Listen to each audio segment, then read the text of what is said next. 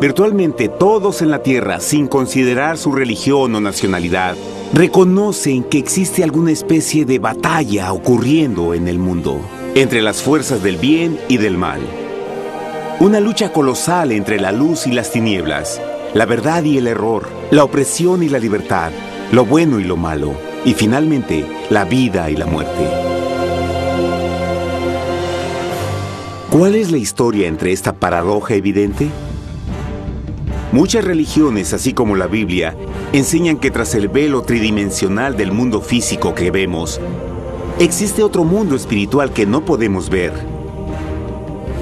En esta realidad invisible a nuestro alrededor, se desencadena una batalla titánica entre el héroe supremo y justo contra el villano más atroz y maligno. La gran pregunta es, ¿quiénes son esos contendientes y cómo, dónde y cuándo comenzó esta crisis cósmica? Este es el misterio más grande de todas las edades y la historia más fascinante y verdadera que jamás haya sido contada. Esta crisis envuelve a cada persona sobre la Tierra. Sí, a cada persona.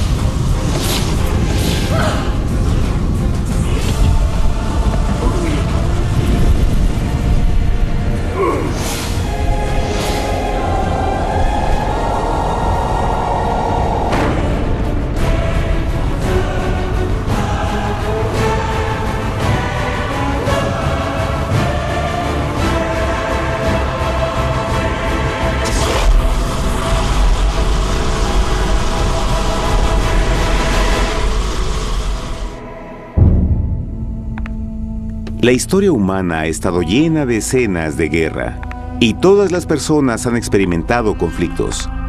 Pero para entender el origen del mal, debemos viajar al pasado, a la primera guerra en el universo. Porque esta guerra no ocurrió en la Tierra. Antes de que nuestro mundo existiera, hubo una guerra en el cielo. Hasta las palabras guerra en el cielo suenan como la última paradoja. Es casi inimaginable para todos que pudiera haber batallas y conflictos entre las creaciones perfectas de Dios en el paraíso. ¿Qué pudo haber causado este conflicto celestial? Por fortuna, un libro antiguo llamado la Biblia nos da suficientes detalles para poder atar los asombrosos cabos. Aunque trágica, también es una increíblemente tierna historia de amor, que va desde el principio de los tiempos tocándonos personalmente a usted, a mí y a cada uno de los individuos de la Tierra. Nuestra historia comienza hace tiempo, en la misma capital del universo, en un lugar llamado Cielo que estaba lleno de seres angelicales que amaban hacer la voluntad de Dios. Bajo el justo y amoroso gobierno del Creador, todo el cielo disfrutaba de una existencia de felicidad y dicha perfecta. El príncipe supremo del cielo y comandante de los ángeles era el todopoderoso y amoroso Hijo de Dios, mejor conocido con el nombre que tomó cuando vino a la tierra, Jesús. Él era uno en propósito y mente con Dios el Padre. El cielo, bajo el mandato compasivo del Padre, Hijo y Espíritu Santo, probó ser un maravilloso lugar de paz y alegría. Para llevar a cabo las órdenes de Dios, la Trinidad estaba rodeada de un océano virtual de innumerables espíritus ministradores llamados serafines y querubines, o mejor conocidos como ángeles. Estas poderosas e inteligentes criaturas descubrieron su mayor alegría al cumplir las órdenes del Todopoderoso. Pero Dios creó un extraordinario ángel para servir como líder de la multitud celestial entera. La Biblia nos dice que su nombre era Lucifer, que significa portador de luz. Este querubín fue el más grande ser creado por Dios y tenía la posición más cercana al trono de Dios y estaba directamente bajo la autoridad de Jesús. El trabajo de Lucifer era comunicar la luz y el conocimiento de la voluntad de Dios a todos los otros ángeles. Lucifer fue el ser más espléndido creado por Dios. Era cautivamente hermoso y dotado con poderes asombrosos de liderazgo y organización. Entre los ángeles, él fue muy admirado, respetado y amado como amigo. Aunque Dios previó la miseria que estaba a punto de ser introducida por Lucifer al reino de la luz.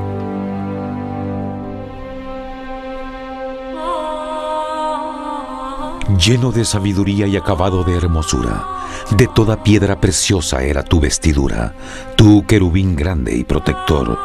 Yo te puse en el santo monte de Dios. Allí estuviste, en medio de las piedras de fuego te paseabas.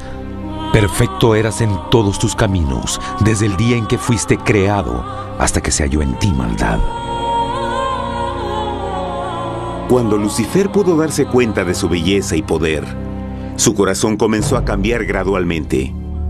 Permitió que su enfoque se alejara de Dios y dirigió su amor hacia él mismo. Tal vez nunca entenderemos el cómo y el por qué estas semillas de rebelión germinaron en su corazón. Pero el profeta Isaías nos da una visión del pensamiento de Lucifer. ¿Cómo caíste del cielo, oh lucero, hijo de la mañana? Cortado fuiste por tierra, tú que debilitabas a las naciones, tú que decías en tu corazón, subiré al cielo en lo alto, junto a las estrellas de Dios. Levantaré mi trono, sobre las alturas de las nubes subiré, y seré semejante al Altísimo. Lucifer gradualmente comenzó a codiciar el poder de Dios, pero no su personalidad. Al pensar en sus propias habilidades y belleza extraordinarias, los cancerosos tentáculos del orgullo y autoadmiración cautivaron su mente. Este resentimiento y envidia finalmente lo llevó a violar la sagrada ley de Dios y a rebelarse contra su gobierno. Necesitamos hacer una pausa y dejar algo en claro. Desde el principio, Dios ordenó que las leyes de la física gobernaran al mundo material en que vivimos. Sin esas leyes naturales, el universo sería un caos. Del mismo modo, las leyes morales de Dios siempre han provisto seguridad y estabilidad al cosmos. Algunos piensan que los 10 mandamientos no existieron, hasta que el Señor los entregó a través de Moisés en el monte Sinaí, pero las Escrituras nos enseñan que los principios de las leyes de Dios han existido por toda la eternidad, pues son la base fundamental de su paradisíaco reino de amor. Fieles son todos sus mandamientos, afirmados eternamente y para siempre, hechos en verdad y rectitud. Los 10 mandamientos son un resumen de las características de un Dios de amor. Los primeros 4 mandamientos describen quién es Dios, su poder, su territorio y autoridad. Los últimos 6 describen cómo es Dios, su honestidad, su pureza, su fe. Todas estas cosas siempre han sido verdad y siempre serán verdad. Ahora, por primera vez en la historia de la eternidad, Lucifer comenzó a violar estos principios perfectos. Lucifer sabía que si iba a compartir el poder y estatus de Dios, necesitaría apoyo. Así que se puso a trabajar. Comenzó tortuosamente a circular entre los ángeles plantando semillas de duda y descontento con respecto al liderazgo de Dios. Al mismo tiempo, sutilmente hacía notar sus propias virtudes. Él insinuó que Dios abusaba de su poder divino y sus leyes restringían la verdadera libertad y felicidad de sus criaturas. Con su razonamiento audaz y poder sin igual de influir, Lucifer pudo persuadir a un gran número de ángeles de unirse a su motín. Tal vez se pregunten, ¿cómo es que tantos ángeles inteligentes pudieron ser embaucados para seguir a este desertor? Tengan en cuenta que hasta este punto ningún ángel había escuchado una mentira. Y en esta temprana etapa de la rebelión, Los ángeles no se dieron cuenta de cuán obsesionado se volvería Lucifer con adquirir la posición de Dios. No sabían que finalmente él planearía la tortura y asesinato del Hijo de Dios en la cruz en un intento por subir a su trono. Extrañamente, Lucifer pensó que podía ocultar sus verdaderos propósitos de Dios. Ay de los que se esconden de Jehová encubriendo el consejo, y sus obras están en tinieblas, y dicen: ¿quién nos ve y quién nos conoce? No crean por un momento que la rebelión de Lucifer tomó a Dios por sorpresa o desprevenido. El Señor sabe todas las cosas, incluyendo los pensamientos de sus criaturas. Él entendía exactamente lo que estaba pasando por la mente de Lucifer. Y en amorosa piedad, Dios advirtió al descarriado ángel del peligro. Pero al final, el orgullo y amor propio no le permitieron a Lucifer arrepentirse. Así que eligió la rebelión total contra Dios en vez de la humilde obediencia. Algunos se han preguntado, ¿esto significa que Dios creó a un ángel defectuoso? No, pero Él creó a Lucifer con la libertad de elección.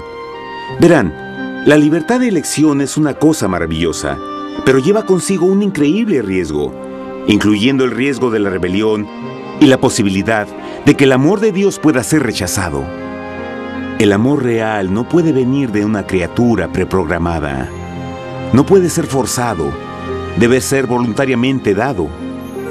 Por ejemplo, aun siendo tan lindo como lo es este perro robot, en realidad nunca podrá amarme. Puede hacer que parezca que me ama, pero solo está siguiendo instrucciones preprogramadas. No tiene opción. Y por otro lado, este pequeñito está verdaderamente feliz de verme. Él ha decidido darme su afecto, y con el tiempo, nuestra relación crecerá y se hará más fuerte, mientras lo ame y lo cuide. Del mismo modo, un Dios de amor solo quiere amor genuino de sus inteligentes criaturas. Y para que eso pase, estas deben tener la libertad de elección. La rebelión de Lucifer es la más grande evidencia de que en verdad tenía esa libertad. Y ahora, la pregunta más grande era, ¿cómo respondería Dios a esta crisis? ¿Cómo lidiaría con Lucifer y los millones de ángeles que se unieron a su rebelión? Muchos se preguntan, ¿por qué Dios no destruyó inmediatamente la rebelión? Después de todo, Él pudo fácilmente vaporizar a Lucifer con mandarle un rayo. ¿Pero eso en realidad habría resuelto el problema? No, al contrario. Eso solo habría intensificado las dudas y sospechas que Lucifer ya había plantado en las mentes de los ángeles. Recuerden, Lucifer sabía, como nadie más podría saber, el manejo interno del gobierno de Dios. Su destrucción se habría visto como parte de un gran encubrimiento, y la razón que motivara el servir a Dios hubiera sido el miedo a las represalias y no el amor. No, el Señor sabía en su sabiduría que la mejor forma de enfrentar la crisis era permitiendo que siguiera su curso. Esta sería la única forma en que se aseguraría de que el mal no se levantara otra vez. Dejad crecer juntamente lo uno y lo otro hasta la siega. Y al tiempo de la siega yo diré a los segadores: recoged primero la cizaña y atadla en manojos para quemarla, pero recoged el trigo en mi granero. En la parábola del trigo y la cizaña, Jesús describe que un tiempo de crecimiento es necesario para que una planta revele su naturaleza. En su entendimiento infinito, Dios sabía que con el tiempo el carácter real de Lucifer sería expuesto y que los amargos frutos de su rebelión se volverían visibles a todos. Hasta ahora los ciudadanos del universo no estaban familiarizados con el pecado y a dónde los llevaría. Pero eso cambiaría cuando ellos vieran por sí mismos su terrible naturaleza autodestructiva. Al final, la sabiduría y amor del gobierno de Dios se mantendría por siempre confirmado y el universo estaría seguro. Cuando Lucifer y sus seguidores llevaron su rebelión abiertamente, el Señor supo que no habría paz si se les permitía quedarse en el cielo. Debía ponerse un límite, tomar acción y desalojar a los rebeldes. Pero Lucifer y sus seguidores nunca se irían por su propia voluntad o pacíficamente. El siguiente paso era la guerra.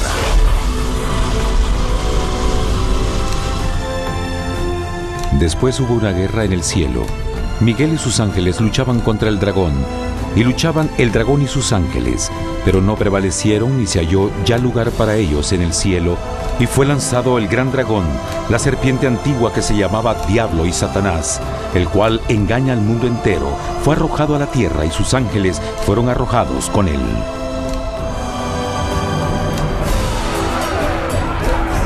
La Biblia no nos revela exactamente qué armas se usaron o cuánto duró este conflicto cósmico. Pero esta guerra fue como ninguna que los ojos mortales hayan visto jamás. Apocalipsis 12:4 nos dice que finalmente Lucifer y un tercio de los ángeles de Dios fueron físicamente expulsados del cielo.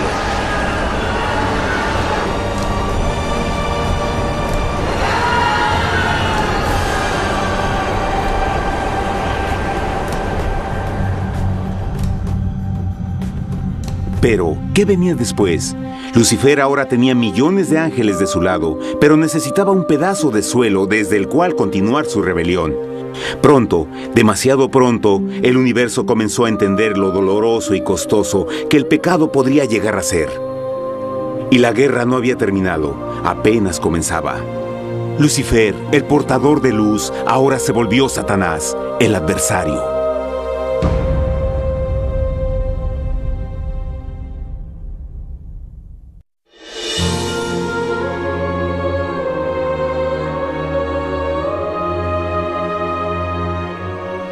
Después de la guerra en el cielo, Satanás y sus ángeles caídos fueron desterrados de la corte de la gloria. Por un tiempo el diablo y sus demonios vagaron por el universo, buscando inútilmente mundos que se compadecieran y que se unieran a su rebelión. Mientras tanto, el corazón de Dios sentía intensamente el vacío que creó la pérdida de Lucifer y sus ángeles. Y el Padre, Hijo y Espíritu Santo regresaron a su trabajo favorito, el maravilloso trabajo de la creación. Decidieron hacer un mundo nuevo, lleno con una variedad de asombrosas y diversas criaturas de amor. Este nuevo mundo sería único, porque las criaturas principales serían hechas a la imagen de Dios. Para ellos, el Señor también les daría dominio de este nuevo planeta que conocemos como Tierra. En el principio creó Dios la tierra, y vio Dios todo cuanto había hecho, y era bueno en gran manera. ¡Qué imagen tan asombrosa! Dios forma un nuevo mundo, nuestro planeta Tierra. Y con cada maravilloso día de la creación, algo nuevo y espectacular entraba a formar parte de la escena. Por ejemplo, en el tercer día Dios habló y vegetación hermosa y exuberante saltó a la existencia. Plantas de todos los colores, formas y tamaños. En el quinto día, el mundo estaba lleno con asombrosas, exóticas criaturas que podían ya sea elevarse por los cielos o deslizarse libremente por las aguas azules, y algunas podían hacer ambas cosas. El sexto día vio la presentación de una variada y diversa multitud de animales terrestres. Desde el gigante elefante hasta la pequeña ardilla, cada uno encontró un hogar en el nuevo planeta y un lugar para vivir en armonía con el resto de la creación. Y también en el sexto día, Dios creó al hombre. Entonces dijo Dios: hagamos al hombre a nuestra imagen, conforme a nuestra semejanza. Entonces Jehová formó al hombre del polvo de la tierra y sopló en su nariz aliento de vida, y fue el hombre un ser viviente. Y Jehová plantó un huerto en Edén, al oriente, y puso ahí al hombre que había formado.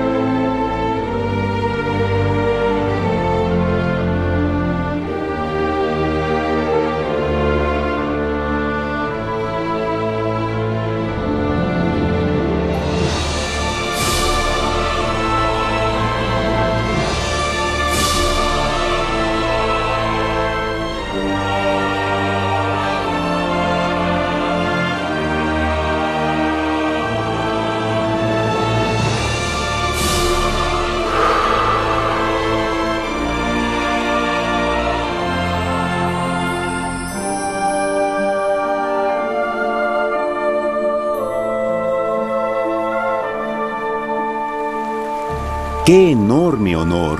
Ser creado a la semejanza de Dios. Ser un individuo libre pensador y totalmente autónomo. Al principio, el hombre no notaba su desnudez. Probablemente eso fue porque antes del pecado, él estaba vestido con gloria y luz.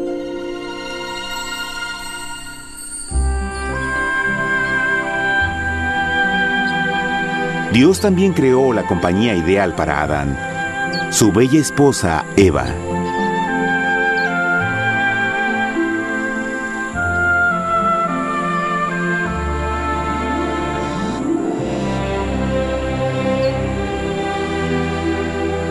La alegre pareja fue colocada en un magnífico jardín perfectamente diseñado para aumentar su felicidad. A Adán, Eva y a las otras criaturas de la tierra también les dieron el privilegio divino de procrearse a su propia imagen. La intención de Dios fue que la raza humana tuviera dominio sobre este paraíso perfecto para siempre. Eternamente felices y sanos, trabajarían con la flora del jardín de Dios, mientras disfrutaban del afecto y compañía de todas las criaturas bajo su cuidado. El ambiente que nuestros primeros padres experimentaron fue muy diferente al mundo de hoy. Las rosas no tenían espinas, los insectos no mordían ni picaban, y los leones y ovejas jugueteaban juntos. Pero la bendición más grande era que los humanos vivían en perfecta armonía con su Creador. Cada séptimo día, Adán y Eva descansaban de su placentera labor y tenían una gozosa comunión con la visita de su Creador. Era un mundo espléndido y maravilloso. Y este estado de felicidad habría continuado por la eternidad si nuestros primeros padres hubieran mostrado fidelidad con una simple prueba. Pero del árbol del conocimiento del bien y del mal no comerás, porque el día que de él comas ciertamente morirás. Puesto que el adversario había contaminado el universo con su rebelión, el Señor vio la necesidad de una simple prueba de amor y lealtad. ¿Recuerdan? Los ángeles buenos vieron a un tercio de sus amigos ser expulsados del cielo durante la guerra. ¿Cómo podrían estar seguros que estos nuevos humanos no se unirían a Lucifer y causarían más problemas? Así que el Señor plantó un árbol único en el jardín. Un árbol cuyo fruto no debía ser comido so pena de muerte. Al pasar esta simple prueba de obediencia, Adán y Eva mostrarían su lealtad hacia Dios y su fe en su palabra. Aún más, era una prueba de amor. Por eso Jesús dijo en Juan 14, «Si me amáis, guardad mis mandamientos». Pero alguien más supo de esta prueba de fe y estaba determinado a usarla en su favor. Satanás estaba muy celoso de los humanos, quienes felices disfrutaban de la bendecida vida que él perdió. Su feliz existencia estaba en total contraste con la suya, la cual ahora estaba llena de culpa, pecado y miseria. En su resentimiento y enojo, no estaba dispuesto a dejar a la pareja en paz, pues el pecado siempre buscará arrastrar a otros consigo.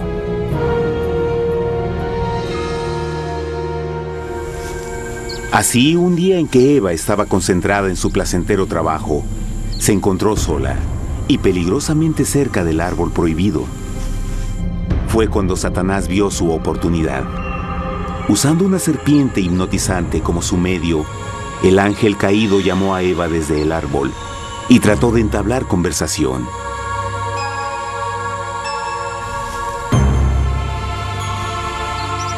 Sus palabras encantadoras fueron cuidadosamente calculadas para infundir desconfianza a Dios.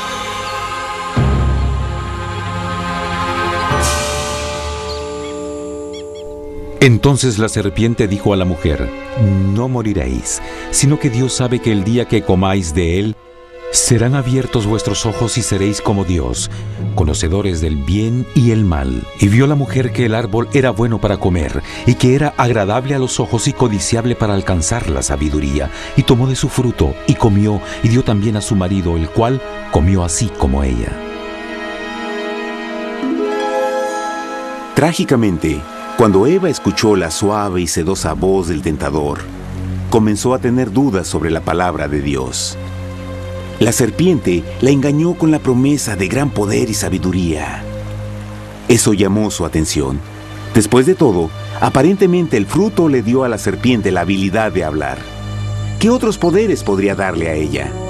Y así, aunque apenas había conocido a la serpiente, ella confió en su palabra por encima de Dios, quien la creó y le proveyó un hogar paradisíaco. Así que Eva comió del fruto prohibido y pronto persuadió a su esposo de hacer lo mismo. Adán pudo haber elegido mantenerse leal a Dios, pero él puso su amor por su esposa sobre su amor por Dios. Cuando nuestros primeros padres le dieron su lealtad al enemigo, el dominio de la tierra fue reclamado por Satanás. ¿No sabéis que si os sometéis a alguien como esclavos para obedecerle, sois esclavos de aquel a quien obedecéis? Ninguno puede servir a dos señores. Este mundo sería el último campo de batalla entre el bien y el mal. Y el corazón de cada hombre y mujer fue el premio. Adán y Eva no se dieron cuenta en ese tiempo, pero su momento de desconfianza y desafío abriría las compuertas del sufrimiento de millones de personas durante miles de años.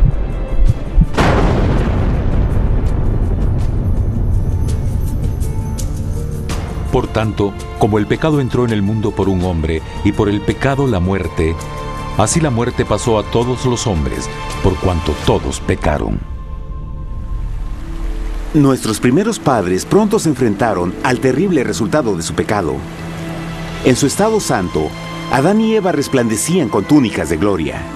Después de pecar, sus túnicas naturales de luz se desvanecieron y se sintieron mortificados con la sensación de su desnudez.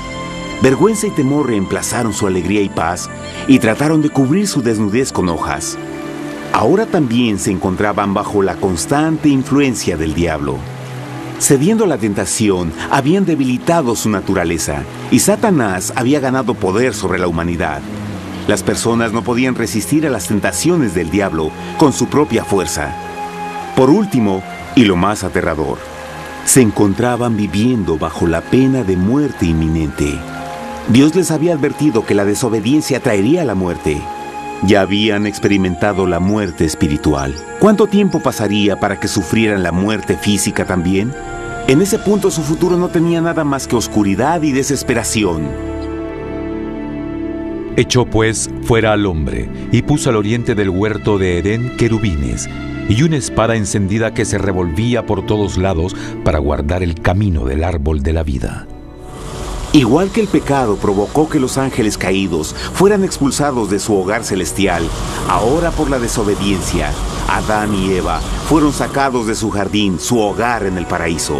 Todo a su alrededor estaba cambiando rápidamente y la humanidad se encontró susceptible a las penas, enfermedades y finalmente a la muerte.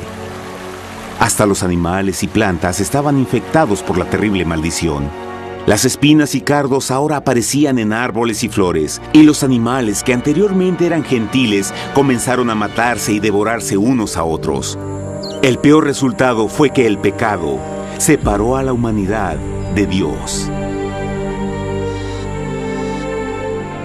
Pero vuestras iniquidades han hecho división entre vosotros, y vuestro Dios y vuestros pecados han hecho ocultar de vosotros su rostro para no oír.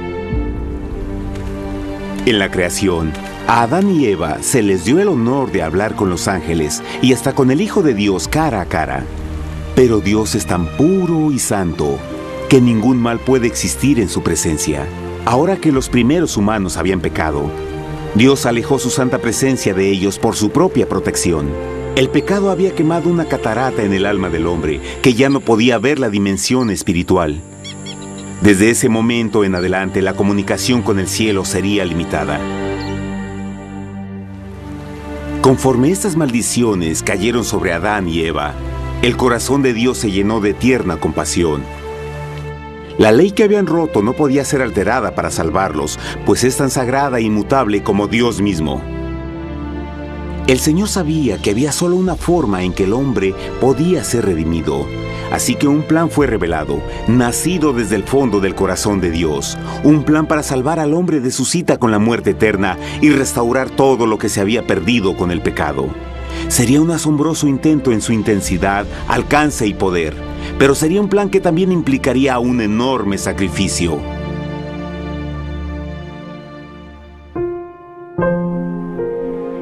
En esto se mostró el amor de Dios para con nosotros, en que Dios envió a su Hijo unigénito al mundo para que vivamos por Él. En esto consiste el amor, no en que nosotros hayamos amado a Dios, sino en que Él nos amó a nosotros y envió a su Hijo en propiciación por nuestros pecados. Las Escrituras claramente enseñan en Romanos 6:23, el costo del pecado es la muerte. La ley rota demandaba la vida del pecador. Y solo había uno en todo el universo que podía calificar como sustituto de la humanidad. El Creador solo podía pagar la deuda de sus criaturas al tomar su lugar. Así, Jesucristo, el Hijo de Dios, por voluntad aceptó dejar la pureza, gloria y seguridad del cielo. Él vendría a morir en nombre del hombre en su malvado y renegado planeta. Él nacería como un inocente e indefenso bebé, soportaría una vida de pena y vergüenza, y aún así viviría una perfecta y victoriosa vida. Finalmente, Él tendría una muerte humillante para poder ser sustituto de la humanidad caída. Por su sacrificio, la humanidad asombrosamente recibiría una oportunidad más de tener vida eterna. Su sangre proveería el rescate para el mundo que había sido raptado por Satanás.